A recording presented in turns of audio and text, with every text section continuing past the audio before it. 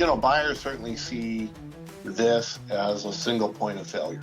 A smart guy told me long time ago, sir, a tech services business is easy to start, but really hard to do. I think recognizing it is true. You have to be self-aware enough to say, I am a linchpin here.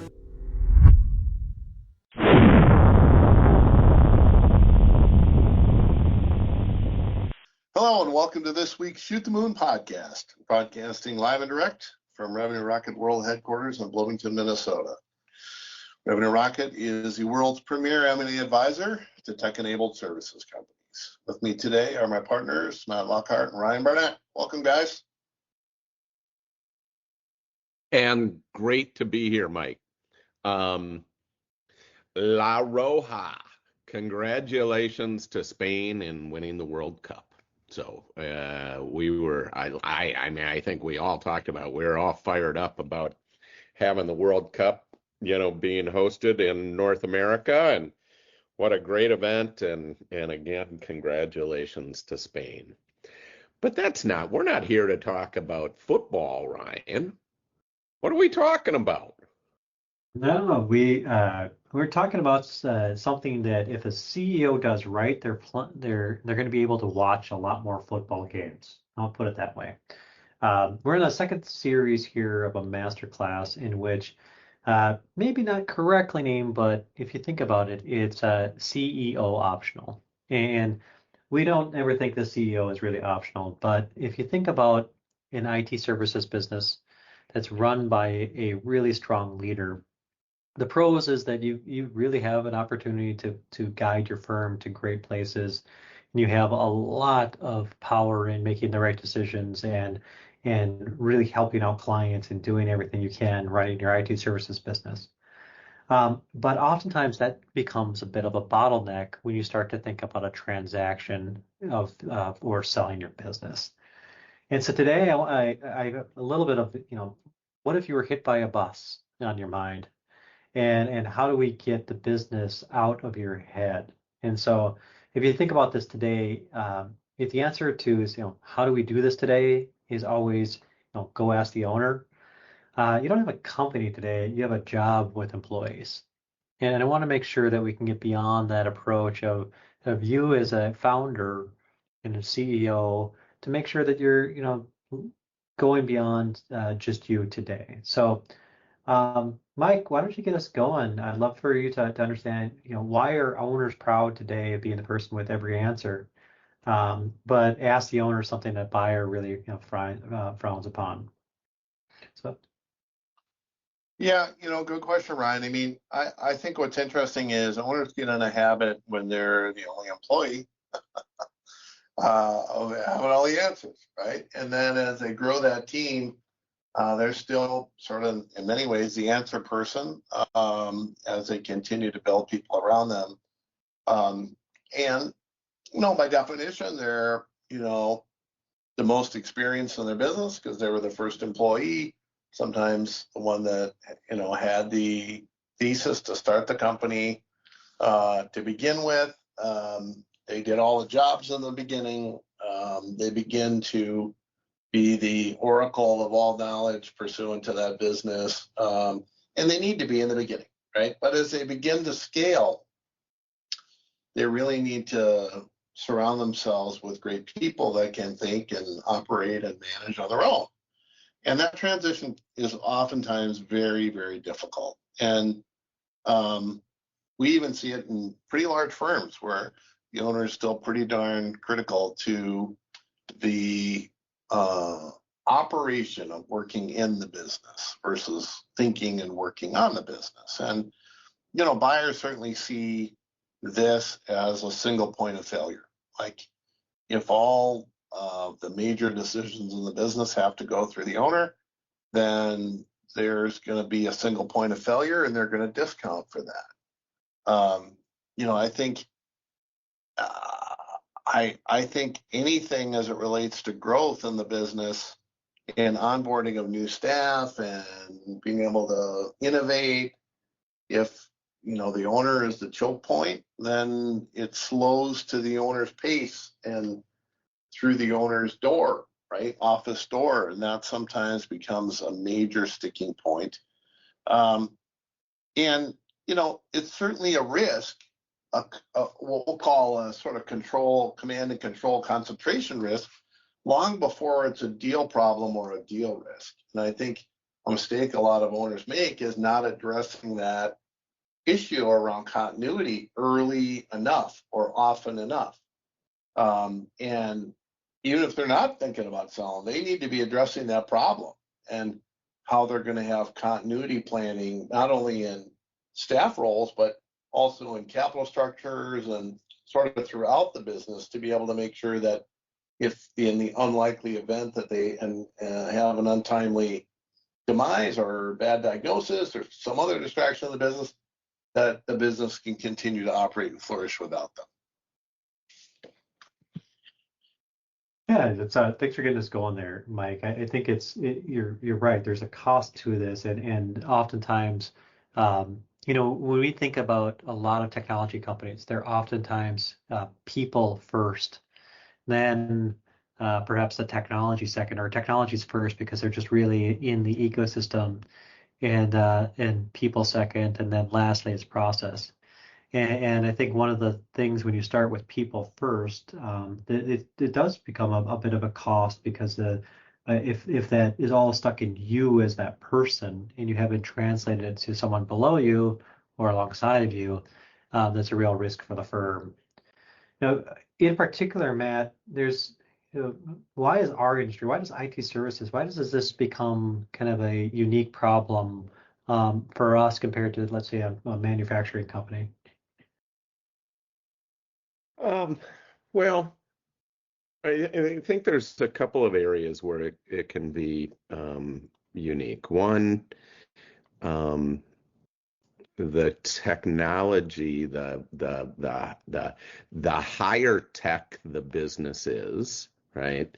Oftentimes, a founder is the one who sort of knows that tech the best, right? I mean, be it a product technology business or a tech-enabled services business or a pure services business that is about the delivery of technology. In some cases, the founder was the lead guy, right? And in the context of this discussion, we've seen this a lot where that's what the founder loves to do the most, is be directly in the tech, right? And it's, they get jazzed up about it, and they're really good at it. And that's just fine. There's nothing wrong with that, right? But all of a sudden, you've got a whole bunch of other demands, right? You got to operate the business. You got to grow people. You got to hire people. You got to manage those people. You've got customers and so on and so forth. And in some cases, you see where the owners just spend so much of their time in their technical role that they aren't really grooming the other aspects of the business. And those businesses simply just don't grow, right? And you really wouldn't be in a position to sell your business if that was the case. Sure, I mean, any business can be sold, but you're really not going to get a whole bunch of value for the business. On other sides, oftentimes the founder, was the number one sales guy, and he was great at it.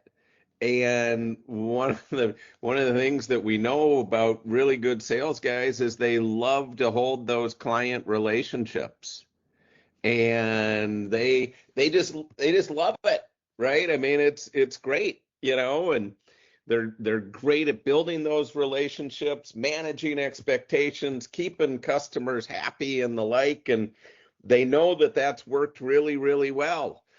It's allowed them to grow the business, right? And they've done a good job of having other people, manage other parts of the business, but boy, that's a sticky wicket, right? And then in other cases, right, all decision making goes through that founder, right? As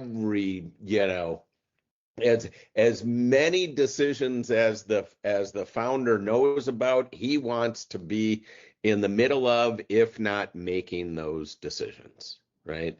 And in all those cases, it's just a huge limiter to growth in the business, and it makes it such that it'll be harder to sell the business.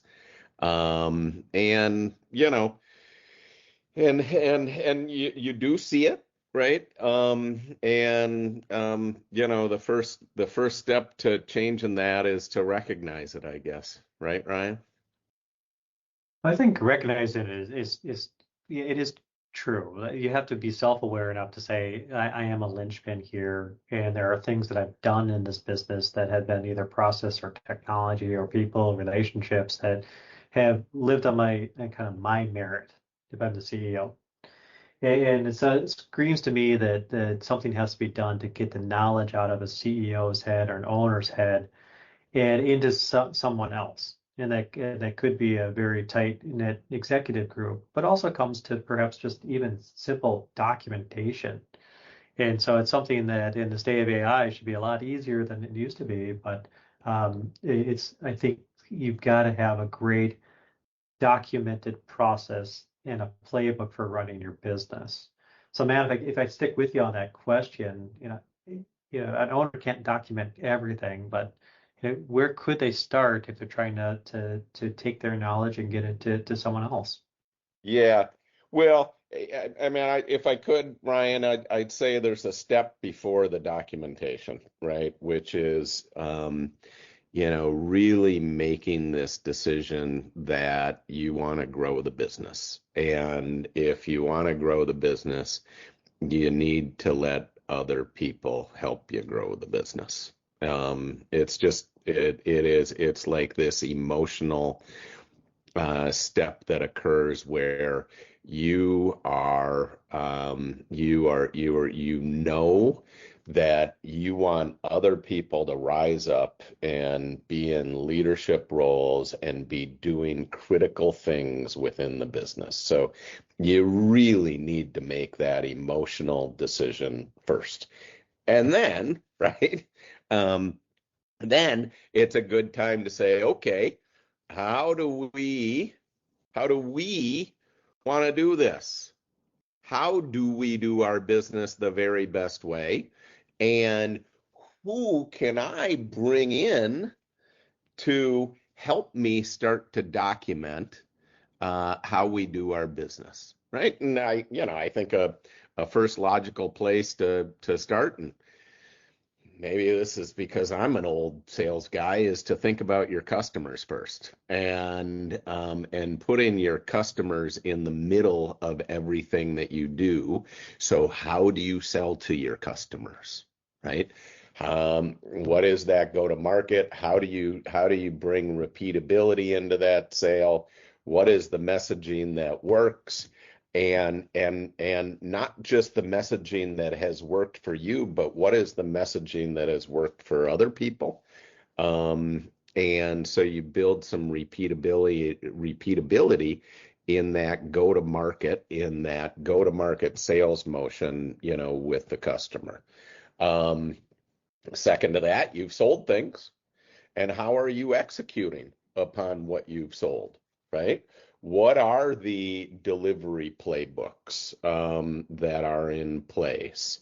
What are the lessons learned from failures in the past, to avoid those? How have you managed customer expectations, right? Because a key to winning with customers is to make sure that you're in line with their expectations, and they are in line with the expectations of what you've sold and their service delivery. And then I think the last critical piece is how have you grown people? How have you hired and grown people, right? In a services business. And a smart guy told me long time ago, sir, a tech services business is easy to start but really hard to do, right? And the reason that it can be easy to start is you sell, you deliver, and and you have enough people to do that work that you've sold and delivered and managed.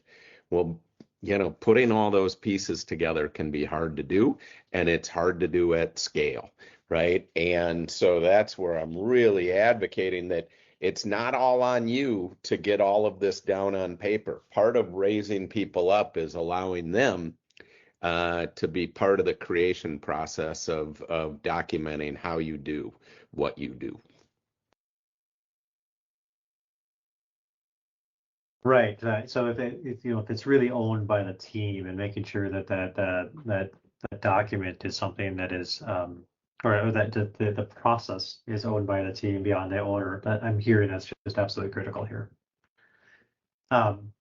Mike, when you hear that, are there ways that a company can work through this process so it's not just some kind of stale binder that sits on a shelf? As we look to adopt AI tools that are out there, it seems like old manuals have a new birthplace in actually becoming operating manuals for systems that you can prompt upon. Would love to hear, what you're thinking about kind of documentation and making sure that that is right for a buyer and for someone beyond the owner.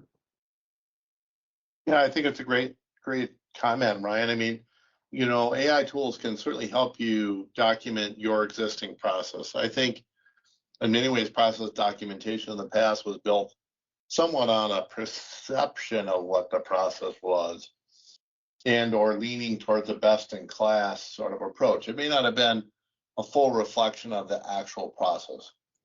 Advantage of using the world of AI today is that you can document what your real process or lack thereof of process is, and then you can use it to help optimize and align that process moving forward, as well as build tools around it and agents around it to make it more efficient. And that's a super exciting thing, and it's one that frankly can happen with not as much effort as you might think. When you talk about process documentation or workflow mapping or any of that stuff, those are big lifts in the past without AI tools, and now much less so. And I think it would behoove every business to everybody that's listening to do that effectively, because frankly, you want to try to get those processes documented in a way that people can reference them, people can use them, and when I say people, your team, can build upon them. It's a way to get some of that process that may be trapped in your head or in a team's head out on paper so it can be actually implemented and improved upon. And so, repeatability, predictability equal a higher multiple. Certainly transferable knowledge to a buyer, with less perceived risk. Hey, if the models are documented, the tools support that. They're proven, they've been baked. And, it certainly lowers the perceived risk.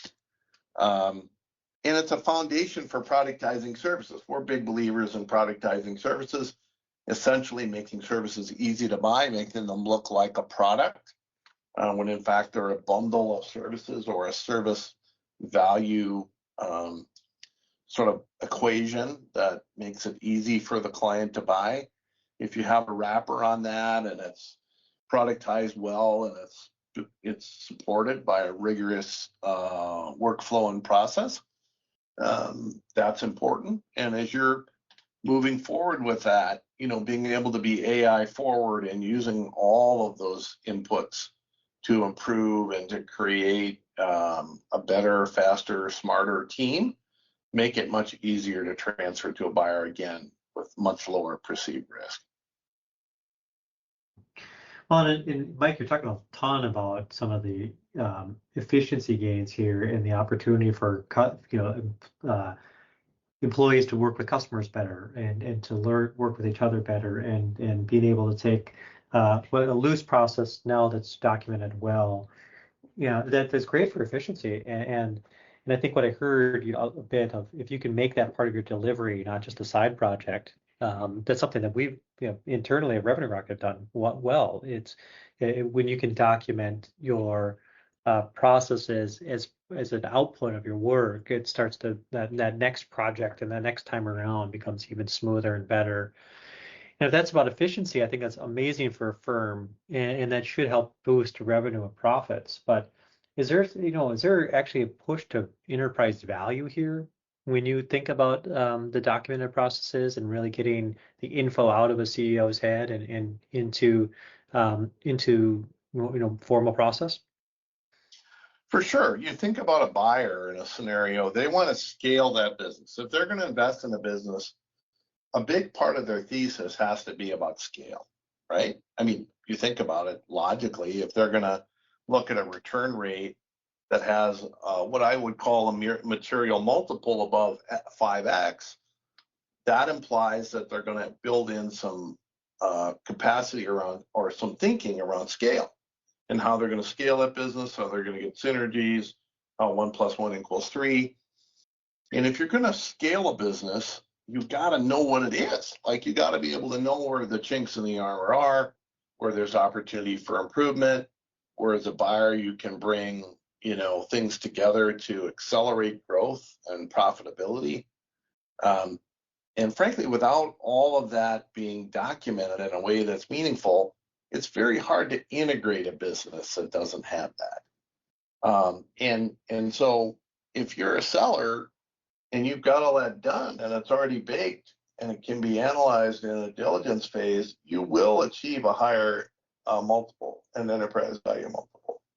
No question, because it allows a point of clarity for the buyer to say, yeah, this is really good. I could use it across my existing holdings as more of a best-in-class approach, maybe that I don't have currently in the current mix, or we can implement something that could improve that process, more importantly, which will increase our internal rate of return on that purchase, and thus allow for more room for them to negotiate an enhanced enterprise value multiple, or ultimately price paid for the business. So it does translate directly into value, and it's certainly worth a little bit of effort ahead of time to not only help lay the foundation to scale while you still own the business, but if you're going to go to market with it, it helps you justify a much higher multiple because it's easier to transition and integrate, as well as focus on the areas for improvement. Right. But I think a lot of this process documentation and review allows you to take a step back from your business too. And if you understand this is how I can tune this up. Well, maybe I can shave an FTE here, or maybe if I can tune this up, I can look at a subscription differently, and that might be able to help you again shave costs on EBITDA, or maybe I can invest in other things and make those better. So. And then you just get a ton of scale, faster onboarding with people. If you're buying a firm, they actually understand your process. If you're trying to sell, you've got your playbook of how a buyer can integrate that. So just having the thoughts documented is a huge part, and can really help. It kind of help get beyond you as an owner. Matt, when you think about that, is there anything you can recommend on a culture of keeping this current and a culture of documentation of how we work to be central to an organization's way of being? Yeah. Well, as you guys were talking, I was thinking about that. What is it? The four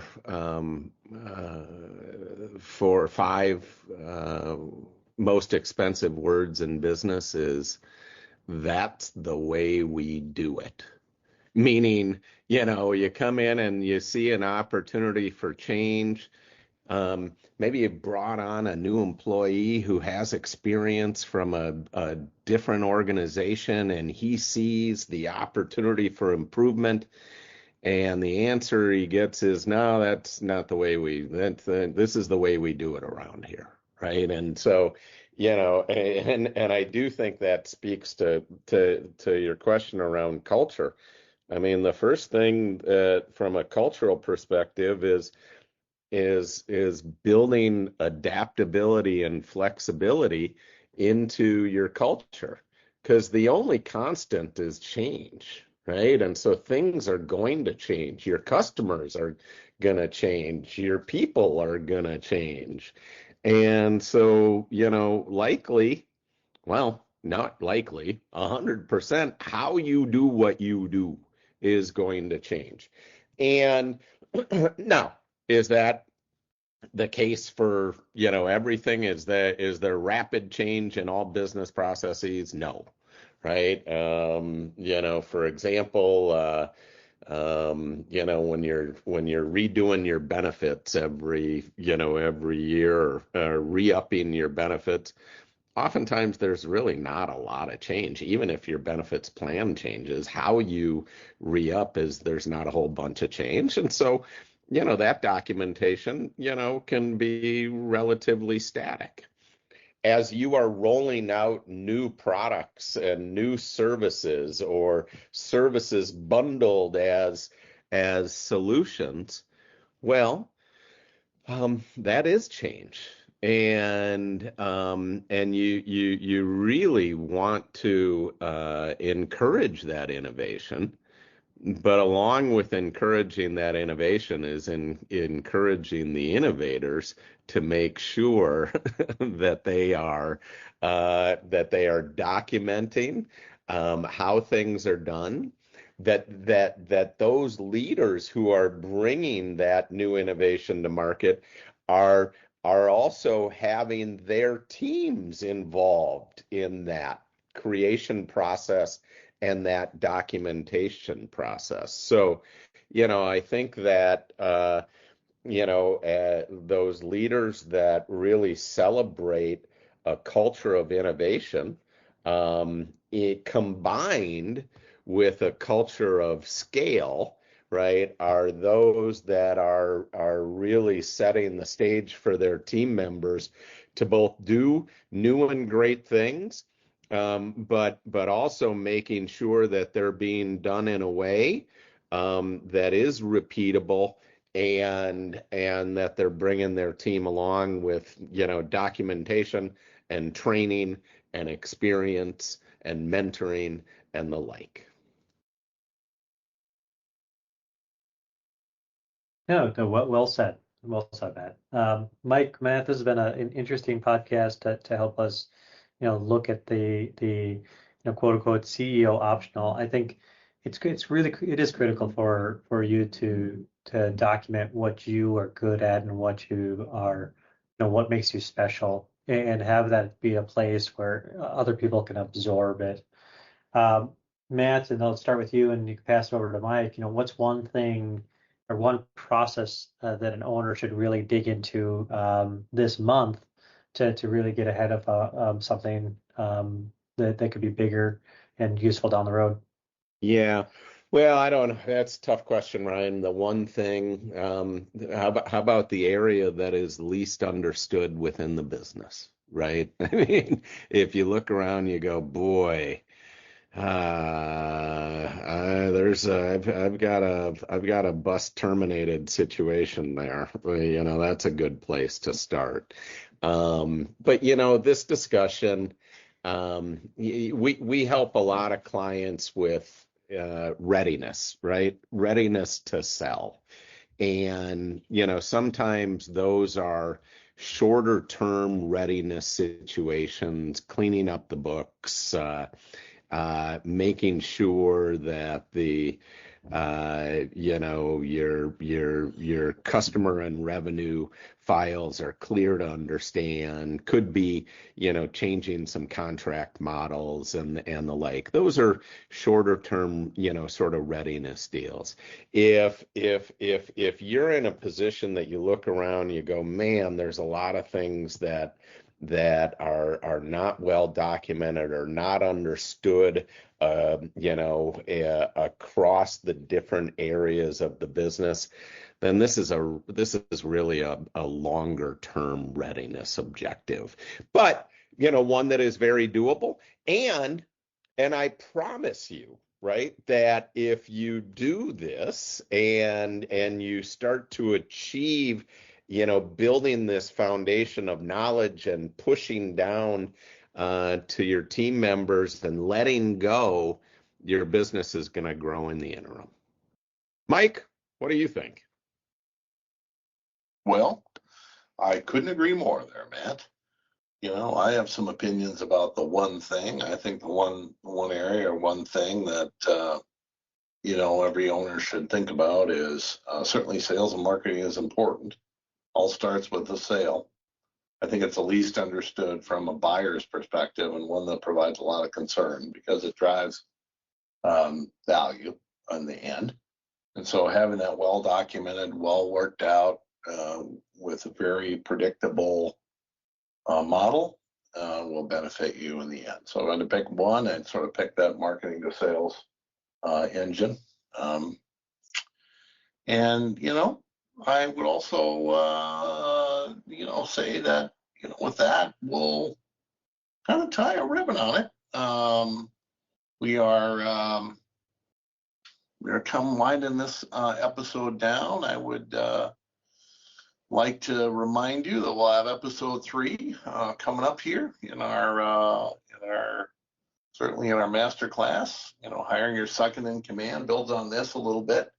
How to best do that so that you can maybe step away from the business and test all the things we talked about today. So I encourage you guys to tune in next time. Make it a great week, and thanks a lot for tuning in.